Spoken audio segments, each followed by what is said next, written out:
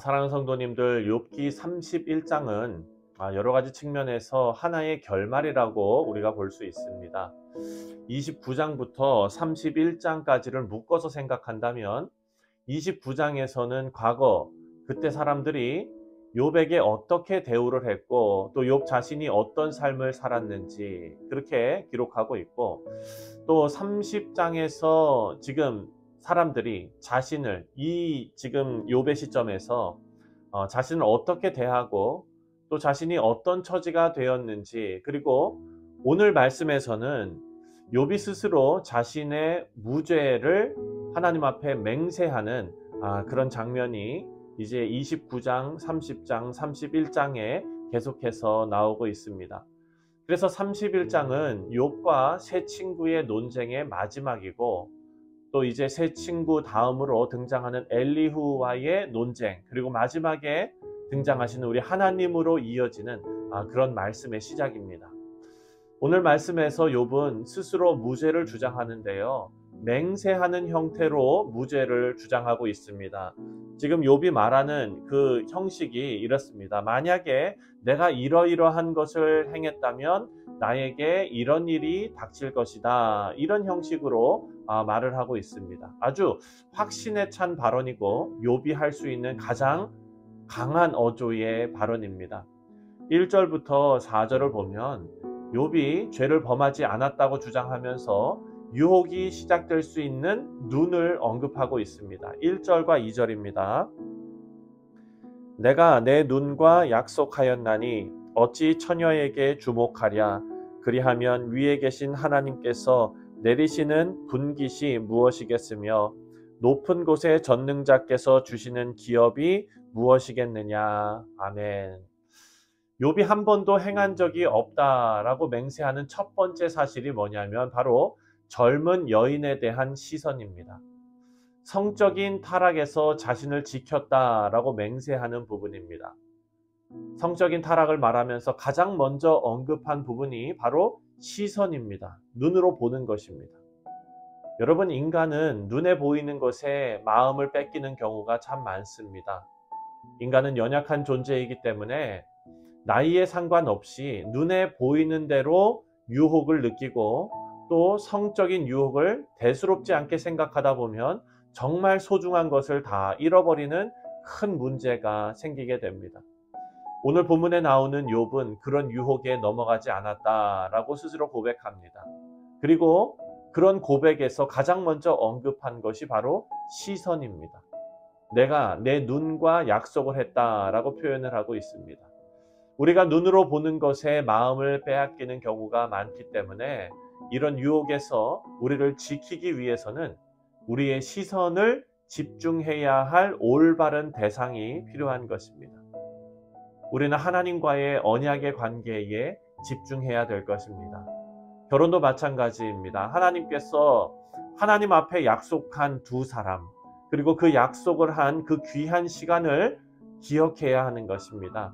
우리의 마음이 향하는 그 시선을 하나님과 하나님 앞에서 행한 언약에 고정시키고, 우리의 눈을 통해서 유혹하는 사탄의 그런 간사한 속임을 물리치시는 우리 귀한 성도님들 되시기를 주님의 이름으로 축원드립니다. 5절부터 8절을 보면 욥은 속임과 탐욕에 대해서 언급하고 있습니다. 5절과 6절 말씀을 보면 이렇게 말씀하고 있습니다. 만일 내가 허위와 함께 동행하고 내 발이 속임수에 빨랐다면 하나님께서 나를 공평한 저울에 달아보시고 그가 나의 온전함을 아시기를 바라노라. 아멘. 5절에 나오는 허위 그리고 속임수는 적절하지 않은 언행에 쓰이는 그런 말입니다. 이 단어의 용례를 살펴보면요, 어떤 곳에 이 단어가 쓰였는지를 살펴보면 재판에서 거짓말하는 일, 하나님의 이름을 망령되이 사용하는 일, 그리고 거짓 예언을 하는 일, 이런 일들에 표현할 때 이 단어가 사용되었습니다. 욥은 자신이 이런 일에서 떳떳하다라고 말하고 있는 것입니다. 그리고 6절에 나온 것처럼 사람의 평가가 아니라 하나님께서 욥을 저울에 달아보시고 하나님께서 욥이 이런 문제에서 깨끗하다라는 것을 입증해 주시기를 바라고 있습니다. 여러분, 이것은 대단한 자신감입니다. 그 정도로 욥은 허위로 속이는 일에 대해서 철저하게 자신을 지켜냈다라고 자부하고 있습니다.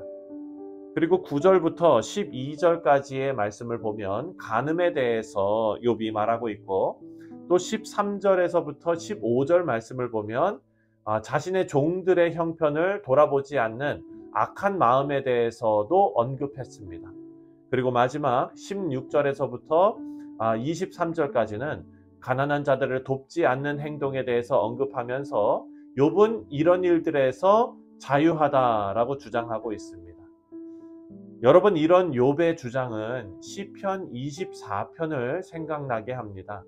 3절과 4절, 시편 24편 3절과 4절을 보면 이런 말씀이 나와 있습니다. 여호와의 산에 오를 자 누구며 그의 거룩한 곳에 설 자가 누구인가?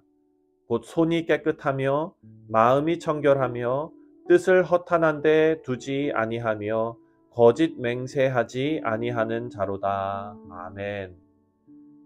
사랑하는 성도님들, 그 옛날 예루살렘에 도착한 순례자들이 성전 문에서 이런 질문을 받는 것입니다. 하나님께 예배하기 전에 확인하는 절차를 밟는 것인데, 손이 깨끗하고 마음이 청결하고 뜻을 허탄한 데 두지 않고 그리고 거짓 맹세하지 않는 자라야 하는 것입니다. 지금 욥이 맹세하고 있는 이 내용도 이와 다르지 않습니다. 지금 욥은 하나님 앞에 무죄를 맹세하면서 동시에 하나님 앞에 자신의 신앙을 고백하는 장면입니다. 욥의 경건 생활은 어떤 외부적인 힘에 의해서 억지로 끌려가거나 혹은 불순한 목적이나 자신을 드러내기 위한 그런 것이 아니었습니다.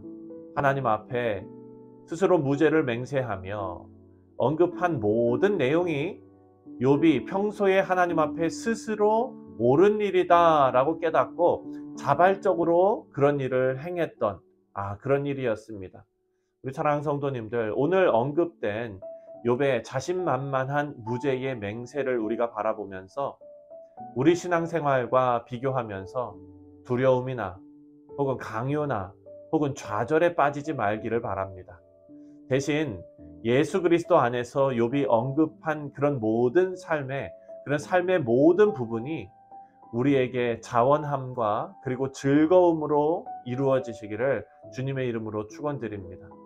우리는 예수 안에 모든 죄에서 자유를 얻은 그런 사람들입니다. 이제 정의를 행하고 불의를 멀리하는 것은 구원을 받기 위한 싸움이 아니라 하나님의 자녀다움을 위한 싸움입니다. 이 싸움을 자발적이고 그리고 또 이 싸움을 즐거운 싸움으로 여길 줄 알아야 합니다. 우리 사랑하는 성도님들께서 오늘 하루 죄를 멀리하시는, 그리고 그것이 마땅히 우리가 해야 할 일이고 또 그 일이 복된 길임을 생각하시고 즐거운 마음으로 죄를 이기시고 빛으로 걸어가시는 우리 모두가 되시기를 주님의 이름으로 축원드립니다. 기도하겠습니다.